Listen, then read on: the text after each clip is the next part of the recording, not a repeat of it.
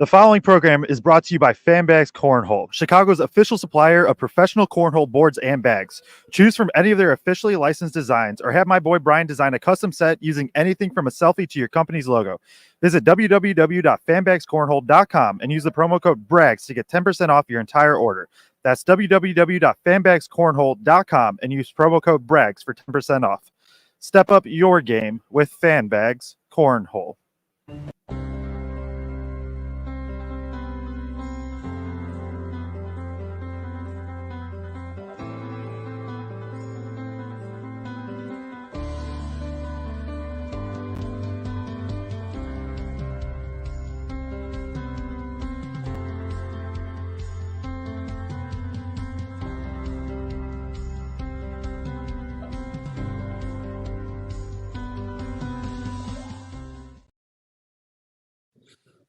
It's Zach Eady with Purdue men's basketball, and you're watching Boilers in the Stands.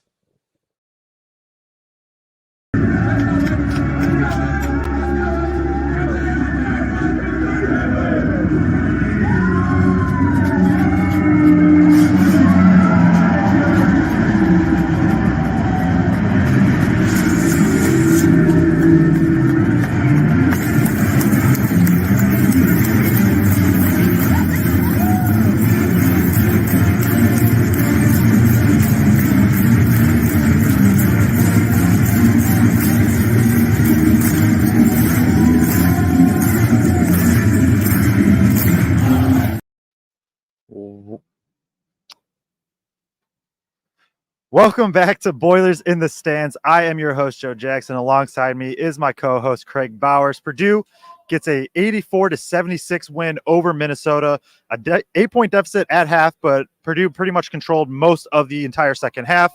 And we'll get into pretty much everybody played better. It felt like in the second half, are able to get a home win. And in the Big Ten, there's going to be some games like this where you don't have your A game and the other team does. Purdue was able to counter it, get a win, get out of here, and move on to the next one. So good to see that, although there were some negatives within the game. Kraig, I'll throw it to you. Instant reactions just kind of from the game. It's a game to me that has a lot of different storylines. We kind of talked about, if you just look statistically across the box score, you're going to say that quite a few guys on this team had a pretty good offensive game. But at the end of the day, you came away feeling like this didn't look good necessarily. And really, that was primarily the first half, right? I thought there was just a lot of sloppy moments in that first half. Lance and Fletcher both seemed like they were pressing a little bit too much. Lance seemed to kind of dribble the air out of the ball and try to play a little bit of hero ball a few times. And Fletcher was pressing in for contact, trying to get to the rim without a real plan. And just didn't get much from those two spots in the first half. And of course, Zach went to the bench. And we've seen stretches this year when Zach goes to the bench and this Purdue team has actually extended the lead, has more than survived minutes without him at times throughout this year. And that first half was not it. That was not an example of this team looking good. Start walking down. We got to clear out. Looking good even without, sorry, we got security guards in the background here.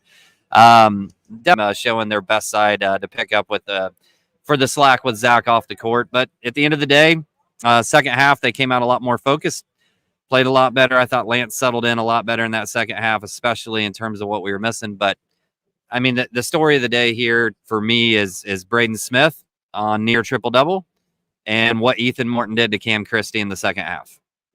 Yeah, and we'll get into both of them. I want to start with a guy that has had a rough year, hasn't really had the minutes as he's probably wanted, and that's Caleb Furst. I thought he played really well, and I think ultimately he's maybe, when you're going through and deciding who really had the biggest impact, you're probably not going to throw Caleb Furst up there first, but at the same time, him and TKR, which we'll spend more time on TKR in a bit, if Furst and TKR don't have the first halves that they do, it's a 14-point deficit and not an 8-point deficit at home. You can manage. You can come back. 14 points. I mean, they could have for sure. Don't get me wrong, but it's a lot different half or second half for Purdue. If Furst doesn't play that well in the first half, I thought he finally gets a couple buckets to go. I thought he had good energy for the most part, pretty good defense, and so I just wanted to shout him out off the top because like I said, he's a guy that struggled, hasn't had a ton of minutes go his way this year, but at the same time, like I think he made a real impact on this game, even in his limited minutes. With Edey off the floor, it's a stretch where things can go very badly. They didn't go well, but first help keep it from going from bad to terrible. So do you have anything on first before we really dive into the show? No, I thought especially in that first half, his minutes were really good. He came in, I mean, right away. Braden went to him right away, like, hey, we're going to go to you, big fella down there. We need somebody to score some points. And he immediately put a post move on, made a nice little it was kind of a scoop shot like looking thing. Dropped that. And what did he end up with? Total points, 6, 7, something like that. 6 points, 6. 2 from the field and 2 or 3 from the free throw line. Yeah, no, I thought his energy, his activity, and just getting some buckets there in that first half when we had to have him was key to keeping this thing close enough for when Zach did get back in the second half. Yeah, sure. And then the other just kind of overarching theme before we really dive into some of these players is like, this is a game that once again, it helps that it's at Mackey, but this is a game once again that shows opponents have to play perfect basketball or near perfect basketball for 25 to 30 minutes in a game to have like a legit chance of winning. Minnesota played perfect for 10 minutes and they lose by 8. And you do have that combined with Purdue not playing well also, and Minnesota hitting all their threes. Like that first half was the formula for picking off Purdue right now. Knock down a ton of threes, get Edey, uncomfortable, force some turnovers. And it didn't matter because it's a 40-minute game, not a 20-minute game. And so Purdue is able to just kind of flex their muscle a bit in that second half, get under control. And I tweeted out at half, it's just like, I don't think that first half, the only good player on the floor, on the perimeter, was Braden Smith. Every single other perimeter player I thought was either neutral to bad. And so you see Morton step up in the second half and Lance Jones step up in the second half. And that was what I tweeted. It was like, you just need Edey to get going. He got comfortable in the second half, much better. And you need at least one perimeter player to step up. And both Lance Jones and Ethan Moore in varying ways. You got to play perfect for 30 minutes. If not, Purdue is going to eat up any mistakes. You have the Ben Johnson technical that goes into a little bit of a run. And then by the end of the game, Purdue is just picking apart Minnesota defensively, get the looks that they want. And hey, it's a Purdue W, 8-point win. I know that there's going to be a lot of things to discuss on the negative side, but at the end of the day, Purdue just got an 8-point win, and they moved to 23-2 on the year, 12-2 in Big Ten play. Currently holds a 2-game lead over second place Illinois in Big Ten play. So what? Purdue just wins 4 or whatever, wins 4 out of the last 6. You at least clinch. If one of them comes against Illinois, you win the Big Ten outright. So let's get into some of the stats, unless you had any other just overarching kind of theme for the game. Yeah, let's do it then. Nope, go ahead.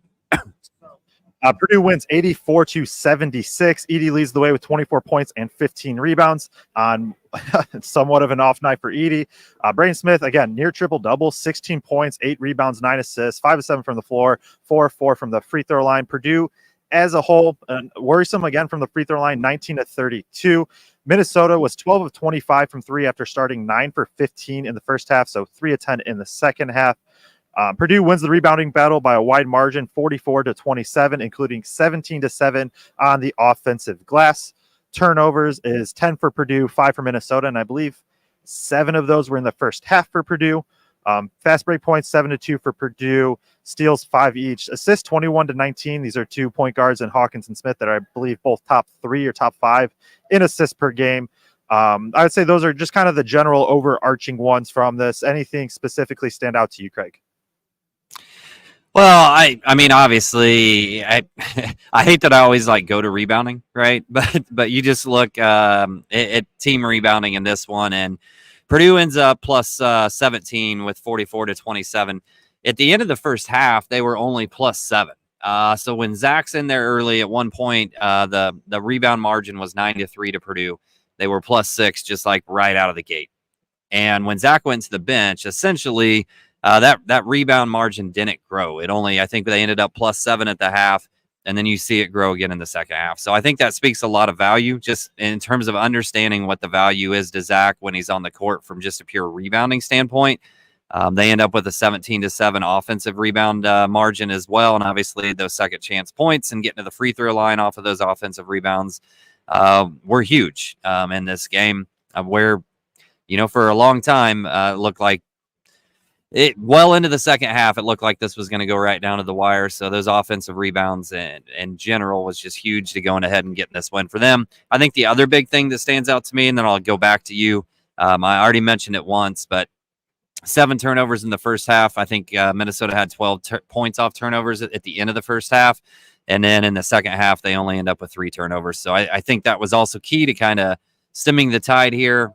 Painter likes to talk about the fact that with the rebounding margin that Purdue has, if they can just get shots on the rim, there's a good chance something good is going to happen. And when you have turnovers, you don't get shots at the rim. So I think that was really key as well. Yeah, 100%. And when you look at the rebounding, obviously Edey did his thing, 15 rebounds, 8 of them offensive. TKR has 8, 4 offensive, 4 defensive. Gillis has 4. First has 3 in 11 minutes. And maybe that's just where we flow into is this big man room. I think when we went through our keys of the game, that was one of them was just this. I said the 4s because I kind of assumed Edey would get his. We just said that the 4s had to get going. And is this the best combined game we've had from all 4 or all 3 of the bigs, non-Edey bigs on the year? I would. Yeah, I don't think it's really a question. I mean, maybe we could dig back and find something else where Gillis goes off. But in terms of balance from all 3 of them at the same time, I think this was definitely the best game from those 3. Obviously, some of that just comes with opportunity, right? Zach was on the bench for a bigger chunk than he has been in all but maybe 1 or 2 other games this season. So there certainly was just more opportunity there. But TKR was getting to work with Zach in there, both in the beginning of the first half and the beginning of the second half. A lot of times Painter has shown that if they're going to double Zach and not come off of him, that means only one guy can double TKR. They're going to play him straight up. He's been effective there. A lot of times Zach can come over for a weak side rebound and get a putback or get fouled on that. And they went to that a few times, both at the beginning of the first half and the beginning of the second half. So he got cooking, and then they started running some stuff for Gillis after he hit that first 3. And he had some timely ones. There was a couple of them in there in that stretch where he hit 3s where the game was still pretty tight. I think he hit a 3 to pull him back within 1, 54-53 at one point in that stretch as well, and then put him up. He had a real nice drive to the rim from the top of the key, not a 3 where he fakes the 3, and he's been hitting it enough that they're respecting it, and then he drives, gets to the rim. It's maybe not the most graceful drive to the rim, but he gets to the rim effectively in that case. Shot fakes, gets the ball up on the rim, scores, and that puts him up 59-54. Yep. Shan Cox top comments TKR / Mason. So combined 23 points, 12 rebounds, 5 assists, 1 turnover, 5 of 10 from 3. That's the dominant night from the 4. And they absolutely needed it. They needed all of it. I thought TKR defensively was great for a large chunk of this game, especially in that first half. I think did a good job of slowing Garcia down. Garcia did get rolling towards the end, and it was kind of a philosophy switch from Minnesota that we'll get to in a bit. Just first half was a lot of 3s. Second half was trying to get to the rim. Let's go into more in depth on TKR, right? And I'll throw up the stats here. 9 points on 3 of 7 shooting and 2 of 6 from the free throw line. Free throws bad, and you're hoping he's able to get another jumper or a hook to go. But 9 points, 8 rebounds, 2 assists, no turnovers, no fouls in 19 minutes of play. Knocks down a 3. I just thought he was doing a lot of the good plays that you want from TKR. The high energy, especially early in the first half. On defense, I thought he did a good job. Purdue defensively, whenever the ball was going in the post, they were essentially doubling. They weren't hard doubling. They were just shading the guy who was defending the ball. That big was forcing baseline, and the other big was there to help. TKR did a good job with that. Minnesota figured out a little bit in the second half, but this was just a game where TKR, I thought for a large chunk, did good things. And I've come to it a lot this year of you need just good energy from TKR. Gillis is going to knock down 3s, and that's going to be his calling card a lot of the time, in addition to energy. TKR is just almost pure energy, especially playing with that starters, and he's the 5th option on offense. TKR is the 5th option on offense right now. So you need energy, you need rebounds, and good defense, and I thought he did that for a large part of this game. Oh, no doubt. And, brought it up with Painter, 3 or 4 games ago about TKR's improvement on the defensive end. Obviously, like you said, Garcia got going. I asked Painter about it. I didn't bring it up. We weren't like hanging out and talking about it, but asked him a question about it at the press conference, and he talked about it a little bit. But I think in general, he's been a lot better defensively. I don't know. He hits that 3 in there too. Obviously, that's not like a focal point for what he's going to do. But if he's left open, he's going to take it. He hit the first one, so he went ahead and took a second one. That one didn't look bad either. I know the free throws are an issue.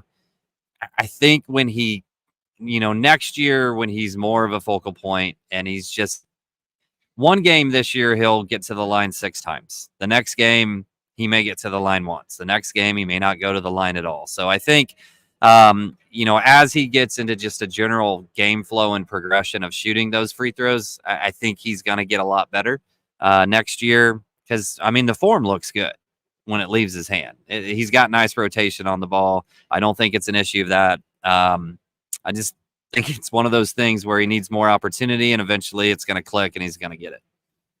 Yeah, no, good. This is the night that you see some of the flashes and what he can do. Let's go to the other 4, and that is Mason Gillis. 14 points, 5 of 9 from the field, 4 of 8 from 3, 4 rebounds, 3 assists, and a turnover and a steal in 21 minutes of play. Obviously, the 3-pointers is where we'll start. He just knocked down some big ones. I actually have a lot of them time-stamped. He hit one 14:30 left in the second half. He hit one with 6 minutes left in the second half and 2 minutes and 10 seconds left in the second half. This is a Minnesota team that they allow some of the fewest 3-point attempts in the entire country out of all defenses.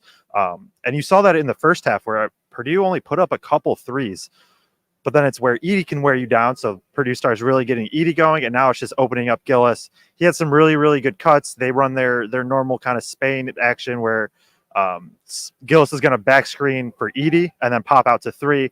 And so basically they're forcing Gillis's guy to have to stay on Edey. That's going to free up Gillis for an open 3 on the pop. And there was at least twice today where I swear Smith didn't look to see if Gillis was there. He just knew, he had his back to Gillis and then was throwing the ball as he turned. And then that was the first time he saw Gillis because he just knew he'd be there and it was wide open. And you love that. Defensively, I don't think Garcia is a great matchup for him just with his size and speed. That's where you saw Painter go to TKR for defense today.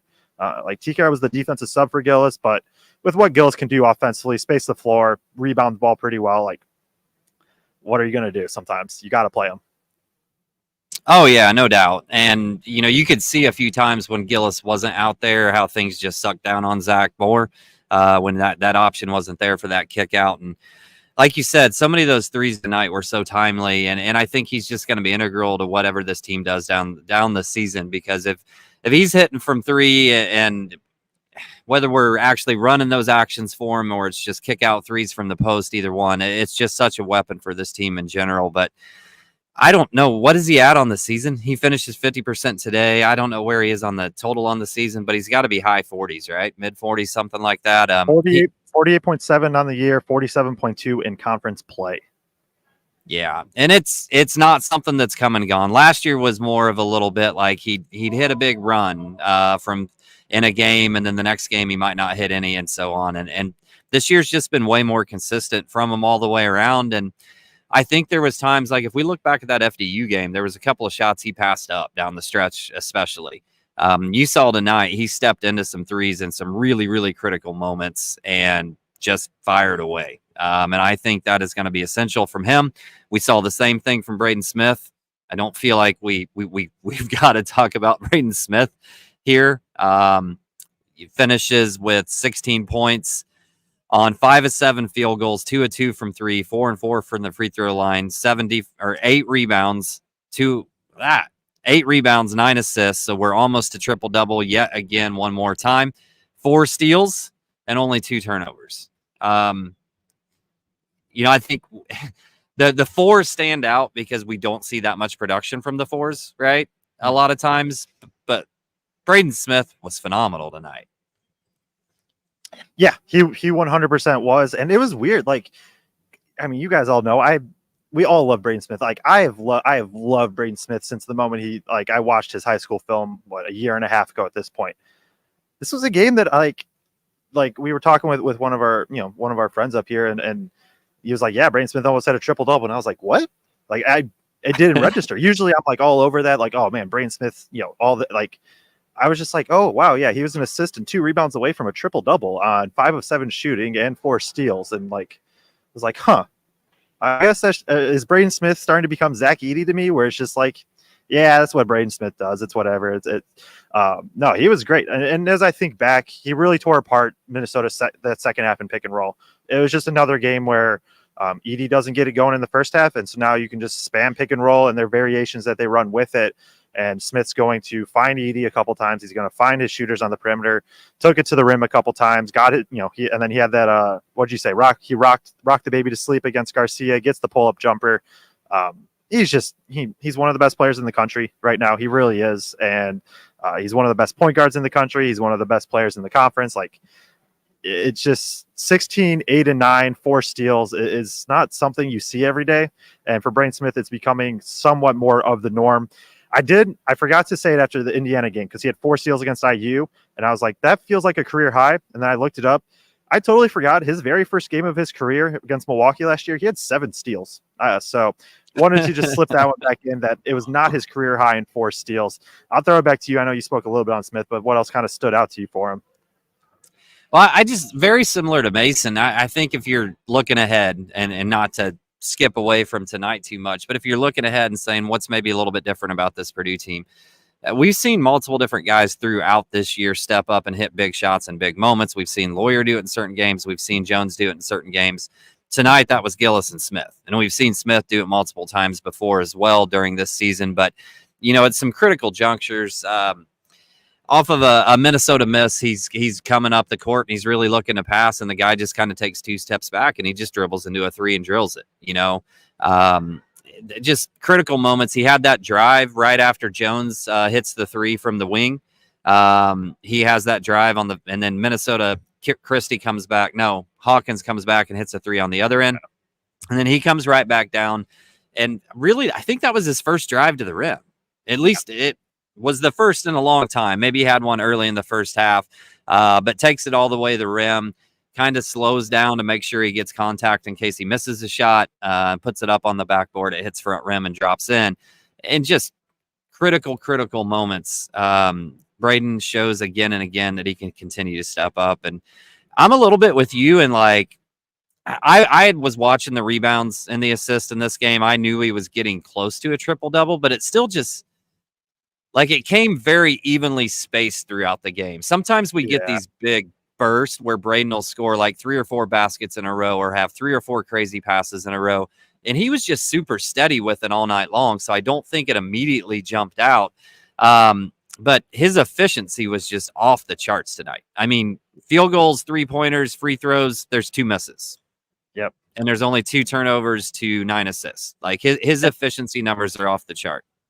And it was going back to the pick and roll, like, Minnesota was in that hedge again. Like, we've said it all year. That's how you kind of have to take Braden Smith out of the game. And there's been a couple games now. I forget the other one off the top of my head recently.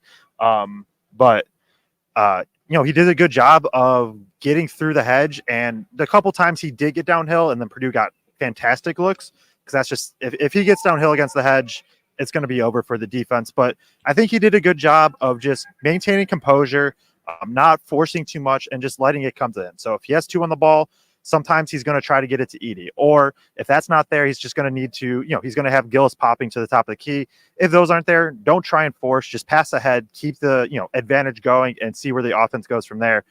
So yeah, really, really good game from Braden Smith, and probably the best player on the floor tonight, at least for the full 40. Edey had his moments, but was out of it for the first half. Let's, who do you want to go? Hey, Lance? you want to hear the craziest stat of tonight? Did I tweet it? Is it the one I tweeted? I don't know. I didn't. I don't watch your Twitter all the time, Joe. Well, you should. Was it about Lance Jones? Was it his plus minus? Oh, go ahead. Yes. Yeah. Let's go to Lance then with it. And as I've said before, I am not a huge fan of individual plus minus without context. Lance Jones was a plus 26 in 33 minutes. So that means in the 7 minutes he was off the floor, Purdue was what? A minus 18. that's unreal. Like take the stat for whatever you want. Just looking at it is unreal. And for me, he was really bad in the first half. Like he was just straight up. That was the worst. That was possibly the worst half we've seen from Lance Jones all year. And Coach Painter pulls him, and then he comes out in the second half. Let's see, what did he have in the second half? Jones had 9 points on 3 of 6 shooting, and that is it for stat line, just 9 points. But good defense too on Hawkins. Somebody commented, where is it? JB said Hawkins also had a terrible game. I didn't keep track of who was guarding him most of the time. Smith, Jones. It was Jones. Hawkins got a little bit free, especially in some of the assists, but for the most part, Jones didn't let Hawkins have like one of those absurd games. And so good pressure defensively, aggressive getting to the rim, especially in transition. And he just, him, and then the next guy we'll have to talk about is Ethan Moore. And like their perimeter defense was just miles better in the second half. And that just goes back to show like that's how important Lance Jones is to this team. He's the third most important player because Zach Edey's National Player of the Year and Braden Smith, one of the top point guards. It's not because Lance Jones isn't talented or anything like that. Lance Jones is the third most important player on this team, and some nights you could argue he's 1 or 2. But just what he can do defensively, his aggressiveness. He was, like I said, really, really bad first half, and he doesn't let it affect him. He comes back in the second half. I forget whenever he made his 3. I think it was pretty early in the second half, if I remember. I had to laugh because it's Lance Jones doesn't care. Like if he has an open shot, he's going to fire it. He literally doesn't care what type of game he's played. Did a good job of settling down. So I'll throw it to you. I'm sorry for taking your stats. Oh no, you're fine. You're fine. I just thought that was wild when I looked at and like you said, like box score plus minus individual, doesn't always tell you the whole story, but that is a wild stat that he's plus 26 and the next closest person on the team is plus 8 out of everybody else on that team. So let's not beat around the bush. That was easily Lance's worst half of the season in the first half tonight, at least offensively. There were some forced shots. There was some hero ball. There was a little bit of just kind of dribbling the air out of the basketball and trying to do too much on his own. And I don't know what was going on. It seemed like every once in a while you see this out of guards where it just seems like the ball's slippery or something too. And it's obviously not the ball, right? But man, for a good 6-7 minutes of that first half, it just seemed like every time he tried to dribble, like he couldn't contain the ball. And it looked like he was trying to do everything you're hitting 2x when I'm trying to speed through, a Sleepers Media podcast and get to the important stuff or whatever, hitting 2x. I'm kidding, Greg and Carter. I listen at 1x on all of it. But he was just going too fast and he left the ball behind him a couple times, almost turned it over a couple of times and did turn it over once or twice during that stretch. But there were it could have been a lot worse. Like there were a few times where it looked like he was definitely going to turn it over and didn't. There was one shot. I don't even remember what the shot was, but there was one shot that he tried to go one-on-one. And I think it wasn't a 3. It was like an 18-footer. And you looked over at Painter and he just kind of threw his hands up. Like, what are you doing? But to his credit, and I'm the biggest Lance guy out there. I'm one of, yes, right? I would say biggest. I'll give it to you. If I'm being critical of that first half, it was pretty tragic offensively. But to his credit, he was much, much better in that second half. Now he ends up airballing a 3 from the corner. I think he finishes 2 of 7 from 3. One of those was a 3/4 court heave at the end of the first half, and the other one was where Painter asked him to just run the clock out, and he kind of just chucked it right at the end of the shot clock. So he's really probably 2 of 5 on the night, 40%. Yeah, 2 of 5. Much better, I thought, both defensively and just better in his reads. He slowed down. He wasn't rushing things in that second half. He didn't try to do too much in the second half. He gets out in transition or kind of a secondary fast break a couple of different times, gets fouled once, gets to the line, hits both free throws. Did he dunk it? Are we going to call it a dunk the other time? Yeah. It's Lance Jones. I'm going to give it to him. He can do what he wants. Oh, hey, did you see this? Ulamog is saying that Hummel said that Jones was sick tonight. I did not know that. Yeah, maybe. I mean, that makes sense a little bit for sure in that first half. Did you have it? Is that who you're talking about, Ulamog? Comment again, will you? Make sure I'm getting that right. We got Brian Bennett saying Lance dunked for sure. Tyam Daly, Lance dunked it. So, yeah, we're going to count it. We're going to give it to Jones. He's a Boilermaker. We're going to give it to him. Did you have anything else on Lance Jones or I don't really either. Like, no, it's the Lance Jones experience tonight was very segmented. Usually there's some like ups and downs throughout the game. Tonight it was primarily like downhill slide in the first half offensively and major uphill climb in the second half for the most part. Yep. We need to get that trademarked, Lance Jones experience, or work with him for something. We need to get something with that because it feels like it just comes true every game. It really does. Let's go to meet. Oh wait, no, we screwed up. I was trying to read through the comments. Now they're saying it was Greg Waddell was sick and wasn't on field at 68. There were like 2 comments in a row, and I took it as Jones was sick. Yeah. Greg Waddell, Lance Jones. It's easy to mix them up. Let's go to Ethan Moore because we're going to look up his stat line, and this is my first time actually looking at it. No points, 1 rebound, 2 assists.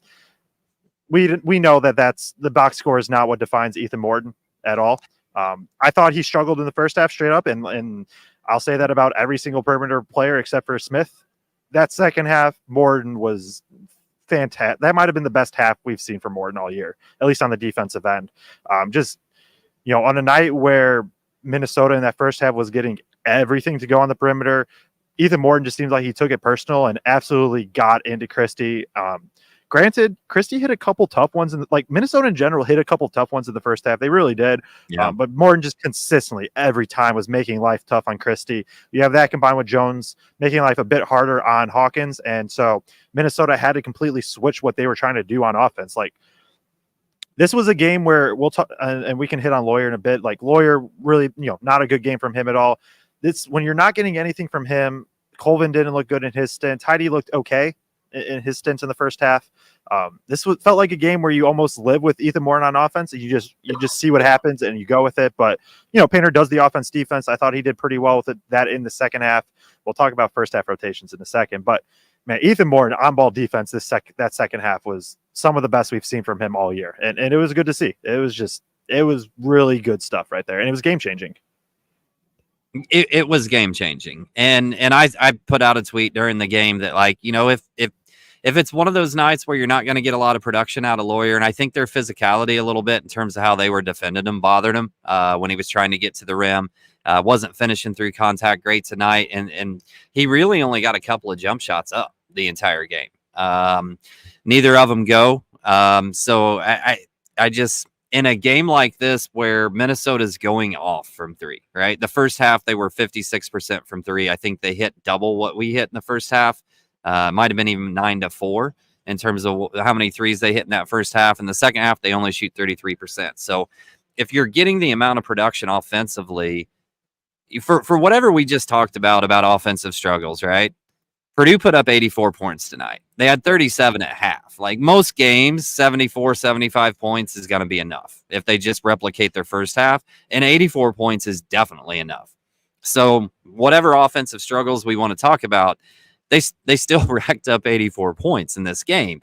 On the flip side of that, if you're getting that offensive production, especially if you're going to go ahead and get as much production as we got out of the 4 spot, plus Braden's going to score, plus Edie's going to get his like he was getting in the second half, there's not a huge reason that you need to keep Lawyer on the floor when the main thing that has to be done is slow Cam Christie down. The only thing I guess I look, we talk on a podcast, right? The last year that I played basketball was 7th grade. I got cut from my 8th grade team because I couldn't hit free throws. My coach had a point sheet in the locker room, right? And I literally was cut because I shot 40% from free throws, and that's why I was eliminated. So I'm never going to question rotations necessarily in terms of what Painter's doing out there. But there were some times where he was trying to do a little bit of offense for defense, and then Lawyer would kind of get stuck on the court for 2 or 3 minutes in that second half. I really didn't even know why. We weren't getting anything there, and you were getting enough out of everybody else offensively at that point. To me, just leave Morton in the game.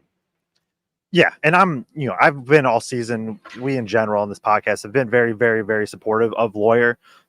Like when everybody wants to rip him, we're usually the ones that are like, guys, there are reasons he's on the floor.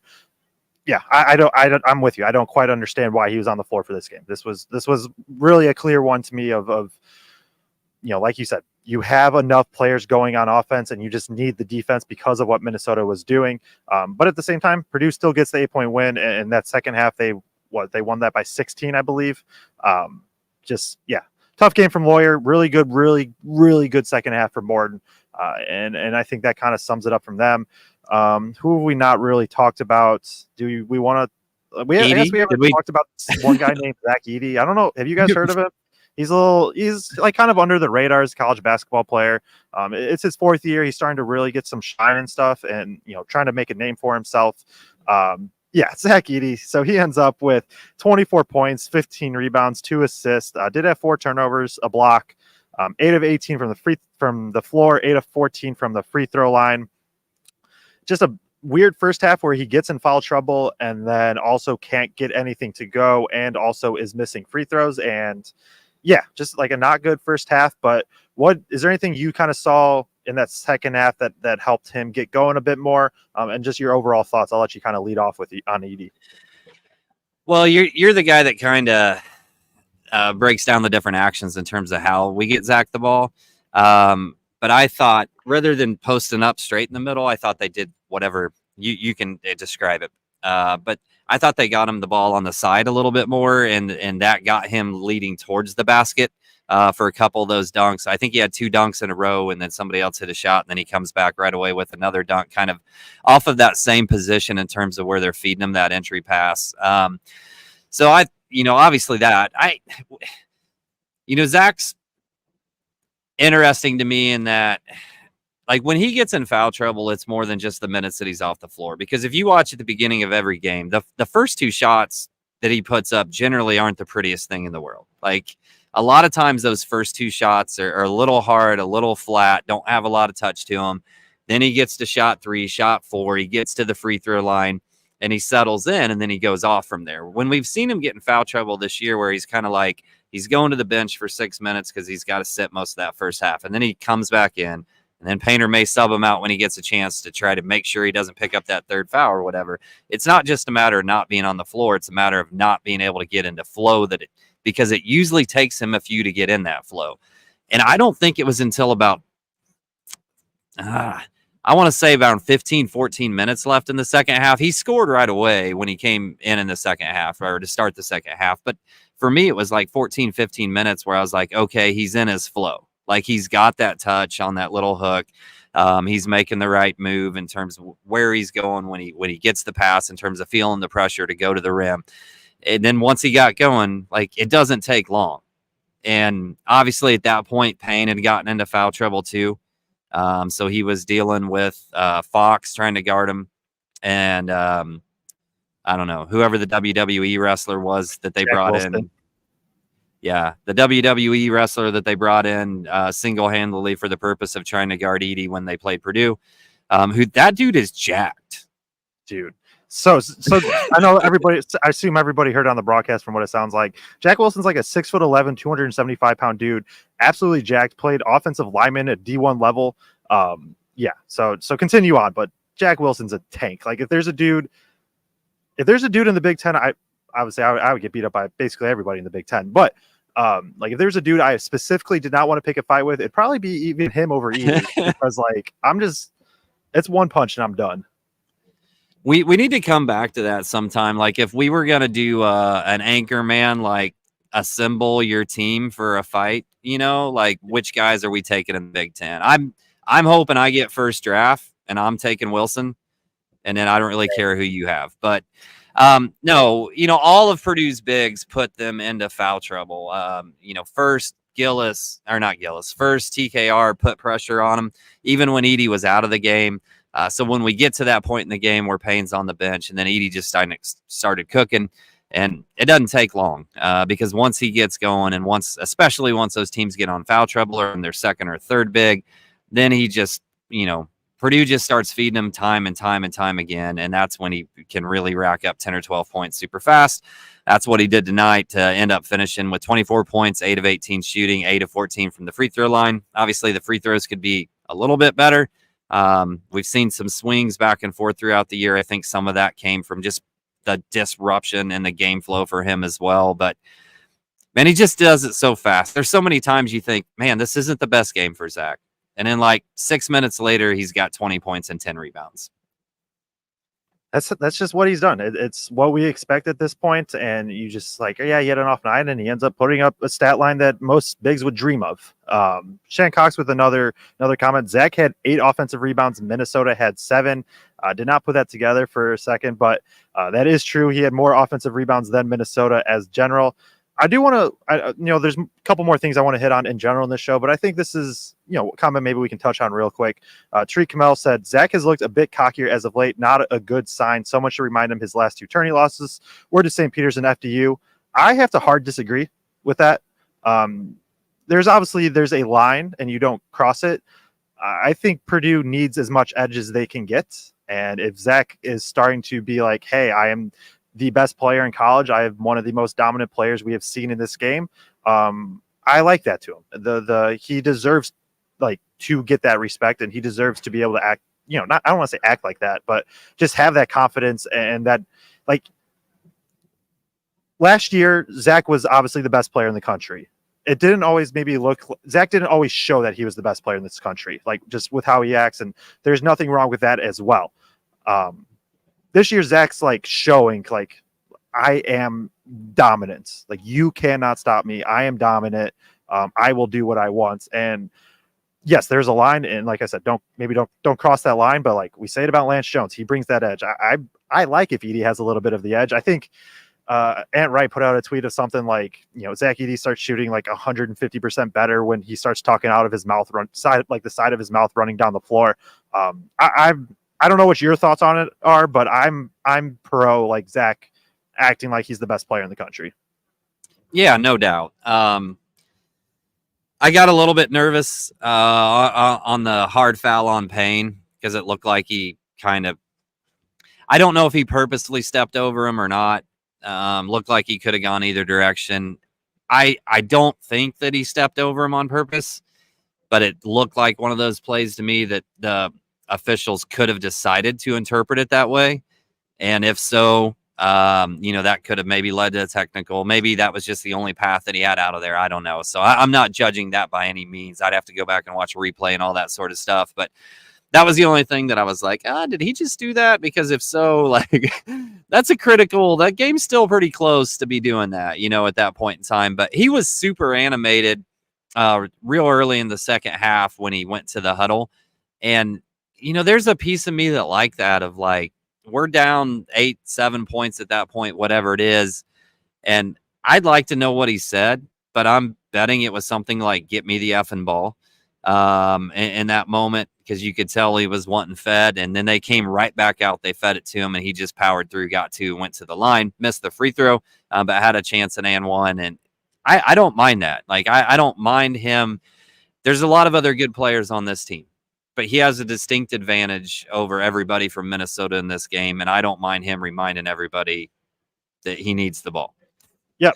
We're kind of diving into a little bit more of the comments too. There's talk of, and the NBA talk in general is whatever, but there's talk right now of Garcia versus Smith and all that, and it's Garcia's an NBA guy, Smith isn't. Corey Leslie says nobody thinks Smith is an NBA player.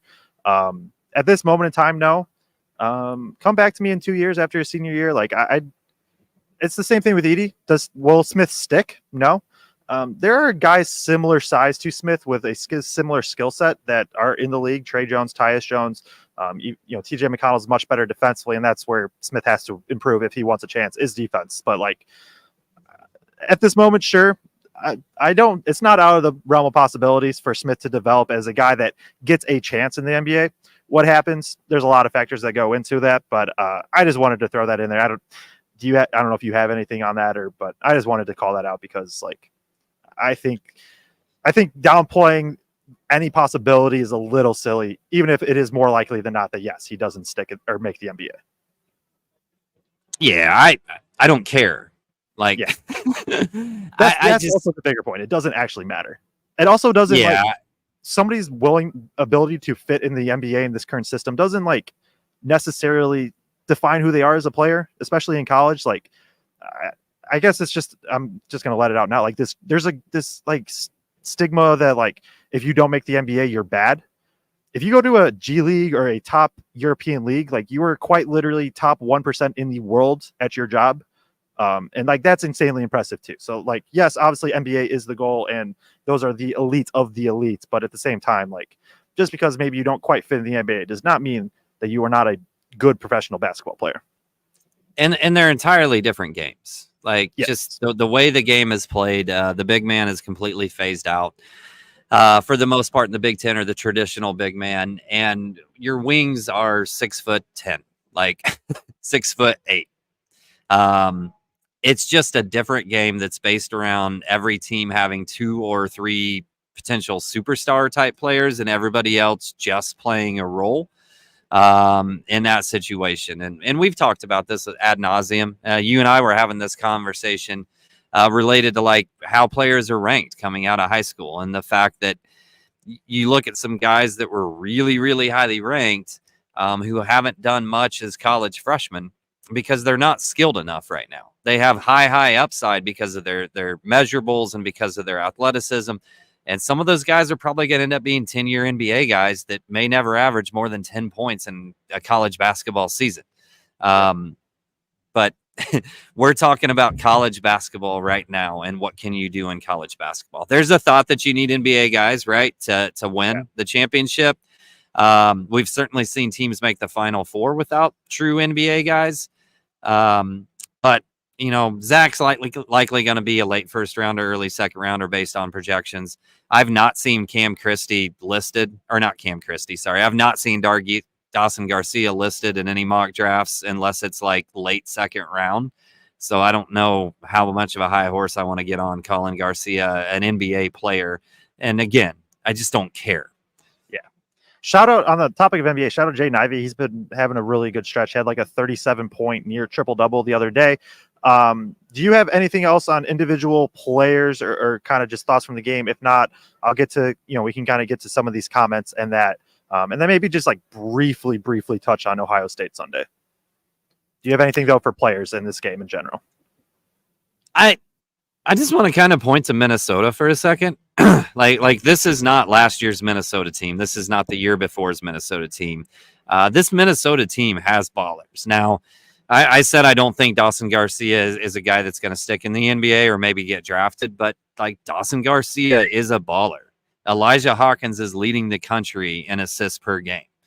Cam Christie is one of the best freshmen in the Big Ten. And when he gets rolling, we said it in the keys to the game, you cannot let Cam Christie get rolling because if he sees 1 or 2 go in, then he's going to start hitting. There was that stretch where they hit 4 threes basically in a row. It was Hawkins, it was Garcia, and it was 2 from Christie that kicked that off.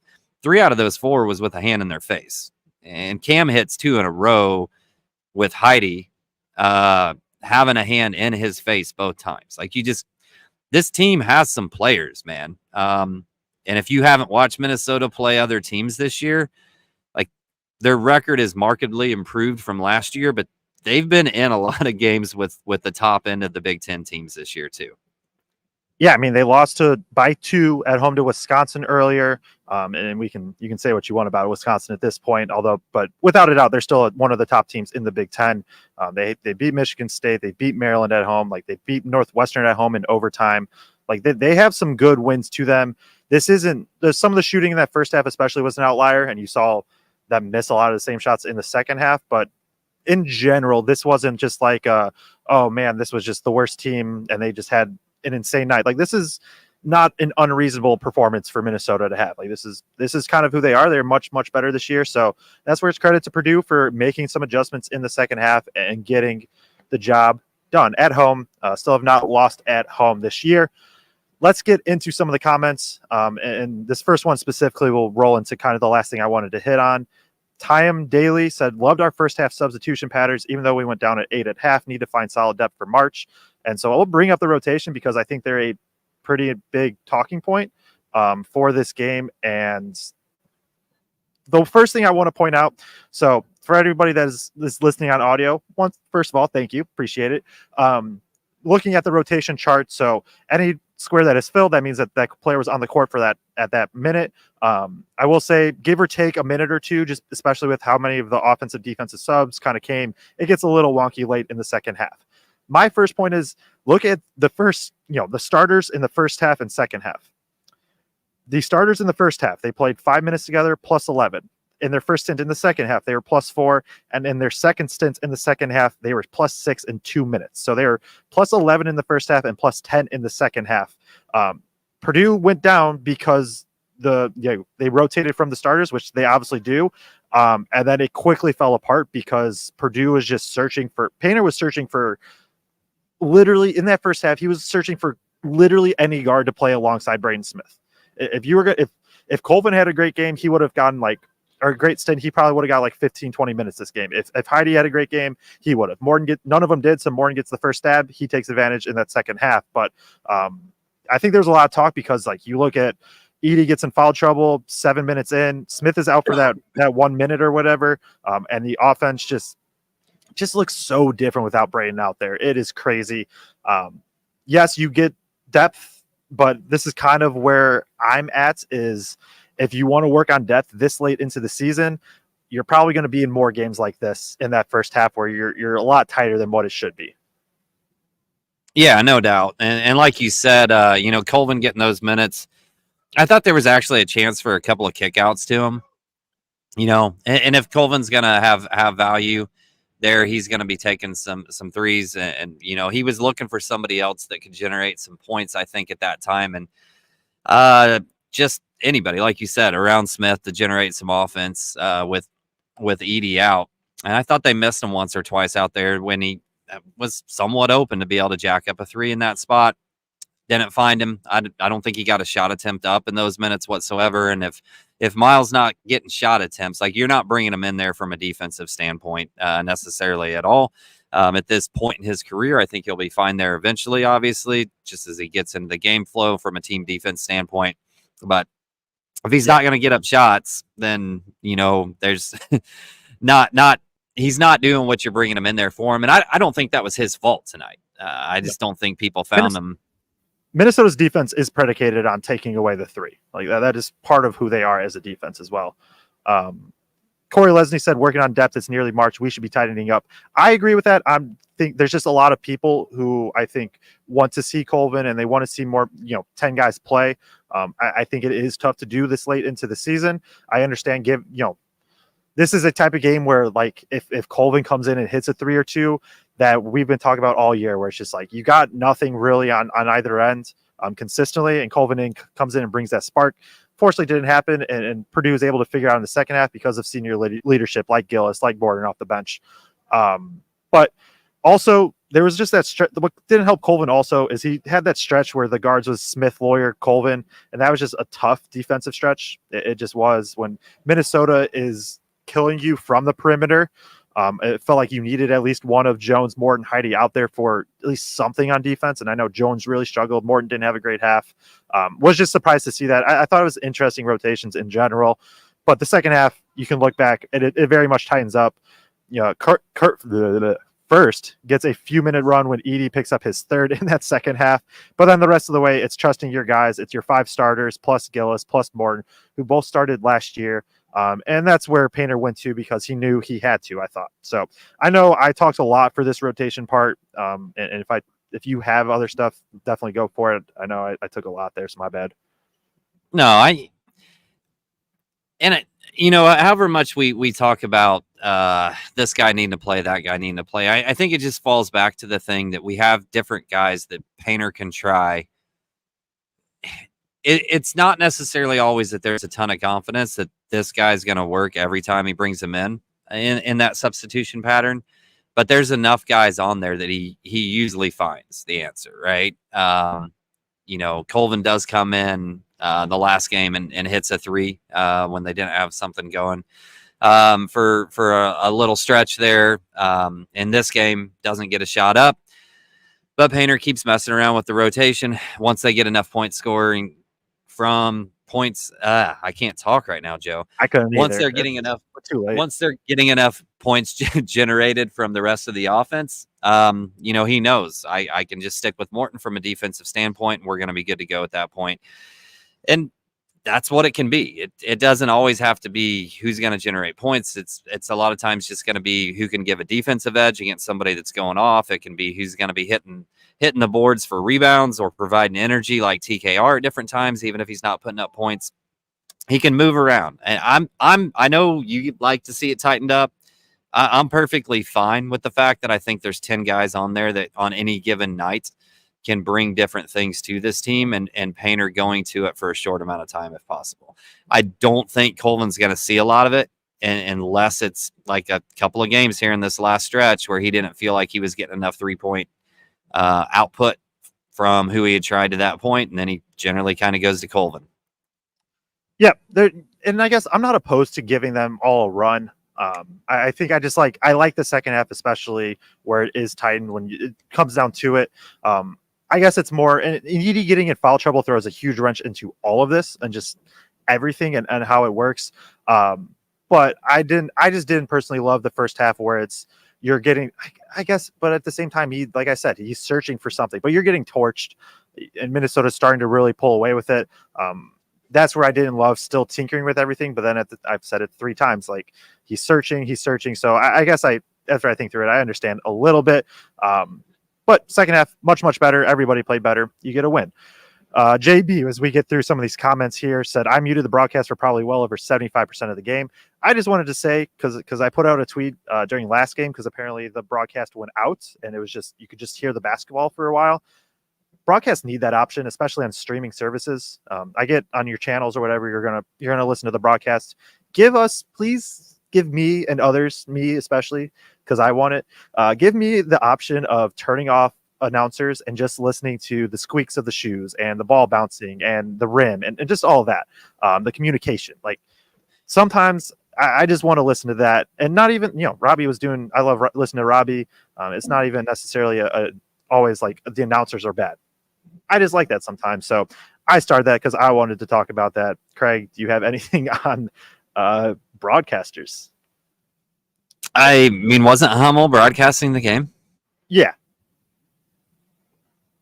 I don't know why. I love Robbie as a broadcaster, so I'm not super sure why. I don't know. Obviously we weren't listening to the broadcast, so I'm not sure exactly what was going on there and what was being said. I will have to say one of the more amusing moments of the game was Jones going after a loose ball and just wiping out Hummel and his equipment, to watch them scramble to try to get all of Hummel's equipment back up quickly there to be able to rejoin the broadcast was pretty amusing from our vantage point here. Yep. Another one from JB. Game ball is Smith with no doubts. I would agree. I think, either him or he was the best Purdue player on the floor for sure. Probably the best player on the floor. I would still take him over what Garcia did. It's cutting, splitting hairs, whatever. Good game from Smith. From Brian Bennett, Zach will probably set the rebounding career record at Ohio State. There's a few more comments, so let's just use this right here to quickly segue into Ohio State. And I only want to bring them up because Chris Holtmann was fired, and this will be the first game with their interim head coach. I think it was, I forget his name. I believe it was an assistant that was promoted. This is, a game that Ohio State obviously has struggled, and they have not looked good. This is probably the worst time in the Big Ten season to catch Ohio State right now. This is a game where you just never know how these things go. It feels like after a coach is fired, Ohio State could come out crazy flat and Purdue wins by 35. It could also be Ohio State's very, very energized and gives them a game that maybe they wouldn't have. Do you have any comments on Holtmann fired and just how that affects the game specifically against Purdue? Well, I think that's been coming for a little while in terms of Holtmann, and I brought it up partway through the season last year, and they were like, no, Holtmann's not on the hot seat and whatnot. But the exact same pattern followed this year again that followed last year in terms of having a lot of talent on that team, bringing in guys that are ranked pretty high and guys that look good during parts of the season, and a team that looked good during parts of the season, and then just an absolute swan dive. I'm with you. Like, it makes me a little bit nervous that they're bringing in a different guy. and how they'll respond, or not bringing in a different guy, but promoted a different guy from that team, and Holtman's not going to be leading them anymore. Sometimes you get weird responses in those situations, and like Ohio State has guys. It's not that they don't have people that aren't talented. I think Bruce Thornton has the ability, just with his physicality and athleticism, to do some things in terms of getting into Purdue's guards from an offensive standpoint. And, we saw tonight, he's not quick and shifty like Hawkins. Like Hawkins did a really nice job of he didn't have a good scoring game. Lance did a nice job on him from that standpoint, but he still had 7 assists. And there were quite a few times he got into the paint, got Purdue out of their rotations, or they were, late in their rotations. And then they got some really easy looks at the rim. So I don't think he's necessarily that super shifty type of guy, but he's just really physical and big bodied. Are we assuming Lance is going to guard him? Yeah, I was actually just thinking through. So Lance takes Thornton, Smith takes Gale, Lawyer takes Battle, and TKR takes Mahaffey, and then Edey takes Apara. Because all Battle's really doing at this point is jacking up threes. Yeah, and he's done a little bit better getting to the rim, but I think it's one of those if he starts doing it, you adjust accordingly. So maybe it is more of a Morton or Heidi game, just with the size that they have. I guess I wouldn't be shocked if Smith takes Thornton, but Gale's been not good lately. So he's not. No, he was, and that's a large reason Ohio State has struggled, because for the first third of the season, he was their best offensive player on the court. Yeah. And he's been bad. Yep. So we'll see what happens. If Purdue comes out, plays their game, they should take care of Ohio State regardless. But just worth noting with the firing and that. Going back to Brian's comment, Zach will probably set the rebounding career record at Ohio State. What does he need? Like 5? I think he had 15 today. What do you need coming in today? 20 or 21? I think he needed 21 coming into today. So he had 15, so 6. Yeah, probably will set that at Ohio State. Speaking of records, want to give a quick shout out to Caitlin Clark. Jeff Park says, how about Caitlin Clark? 49 points tonight as she breaks the NCAA women's scoring record. Did it on just the most Caitlin Clark way, which was like a 35-foot pull-up. So shout out her. I got to see her live at Mackey this year. She put up a triple-double. It was crazy to see.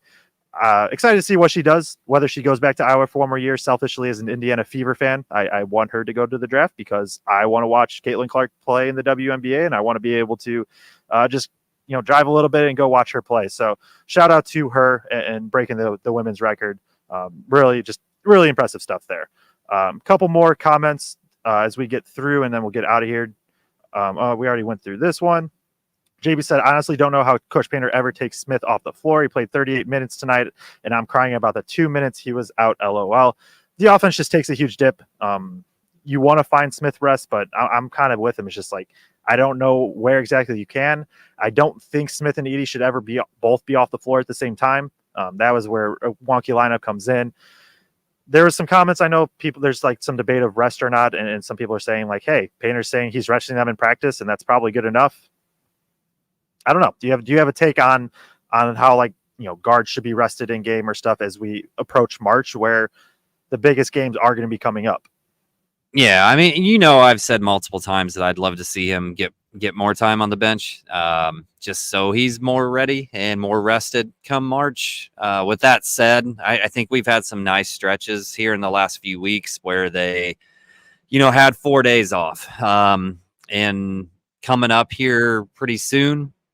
They have 5 or 6 days off, I think, in a couple of weeks. So, and we've had some games that were blowouts, into the second half where he's been able to go to the bench and not have to play 35 minutes or anything like that. So I'm not super worried about it right now, just in terms of kind of how the flow of games has happened and him being able to not have to play 36, 38 minutes or whatever it is every single game, and with just some of the breaks that are coming up. I don't want to start like any conspiracy theories, but I just feel like the Big Ten has been kind of kind in Purdue's schedule in terms of like heading towards the end of the season, what their rest times are going to be and whatnot. So I'm okay with it. And tonight, you needed him, right? And if Zach doesn't get in foul trouble, we probably didn't. Yeah, and we've kind of mentioned it. Like Purdue did they got a favorable schedule towards the end in terms of just pure travel and rest. Since January 28th was at Rutgers, and then from then it's the away games are Wisconsin, Ohio State, Michigan, Illinois, all pretty short flights or a drive for Illinois. And then you have 6 home games. You have both of your bye weeks in there where you don't play any games during the week. There's lots of time to get rest. Braden Smith is too important to this team offensively to really. If you can get Smith to 35 minutes and you still succeed, like in those 5 minutes he's off, that's a success. I don't see many games that are close where he plays less than that. That's just how important he is to this team. Brian Bennett says, Joe, your breakdown this week needs to highlight what Purdue did differently in the second half on perimeter D, please. I'll definitely throw that in. I'll probably make a YouTube video, put it out Saturday is the plan. One of the things, truthfully, and it's not too exciting, is shot variance is a thing. Minnesota got some very good looks, and there was some bad perimeter defense from Purdue. They also hit some tough ones in the first half, and they did not hit them in the second half. There were definitely, I'm not taking away everything because there were some, Morton gets into defenders better, Jones does, but shot variance was very much in their favor, in Minnesota's favor in the first half, and went away from them in the second half. And our last comment before we wrap this up and get out of here, and a pretty important one, and I'm curious for your take on this, Kraig. No 3 from Edey tonight. Bench him. Your take. I don't think he should start next week or next game, Ohio State. Like if he's not going to make threes, how's he going to make it in the NBA? And we know if players can't play in the NBA, then they probably just shouldn't start in college, right? Yep, that's 100%. You worded it as well as I could have, so I will leave it there. We do appreciate everybody tuning in. We'll be live Sunday. Hey. Real quick on the record thing, you talked about the rebounding. So Edey needs 23 points to catch E'Twaun Moore for 3rd place on the all-time scoring list. He needs 62 points to catch Joe Barry Carroll for 2nd on the all-time scoring list. Rick Mount still a little ways away. That's probably going to come right down the wire at the end of the season. But real good chance he catches E'Twaun at Ohio State and catches Joe Barry Carroll either in the next 2 games or the next 3 games, one or the other. But those are both foregone conclusions at this point. Yep. So, Edey's going to break all the records or going to be close. He should break the points, I would assume, or it'll be close if he doesn't. We'll be live Sunday after Ohio State. That is a 1:00 Eastern time tip on CBS. So I feel like Purdue always plays Ohio State on CBS on a Sunday. Maybe it's just been the past couple years. I don't know. But Sunday, 1:00 Eastern, CBS against Ohio State. Purdue will look to extend their winning streak to 10-game winning streak, move to 13-2 in Big Ten play is what they'll be going for. You can follow us on Twitter at Boilers in Stance. You can follow Kraig on Twitter, Kraig Bowers 34, and me on Twitter at Joe Jackson CBB. We do appreciate everybody tuning in. On the way out, please hit the like and subscribe button. I wasn't good about that this show of calling it out during the middle. So please just hit the like, hit the subscribe button on YouTube on the way out. If you're watching on Facebook or Twitter or whatever, we would appreciate if you head over to the YouTube really quick, hit the like, hit the subscribe. We appreciate everybody also tuning into the chat. Makes it more lively and enjoy interacting with you guys and all of that. So we are also on audio, which is Apple, Google, and Spotify podcasts. 5-star review. Leave a good comment about the show. And like I said, appreciate everybody tuning in. We will be live Sunday post Ohio State, where Boilers will look to get another win. Edey might set some records. Ohio State might be 1-0 or 0-1 with the new coach. We'll see what happens. Appreciate everybody tuning in. We'll catch you next time.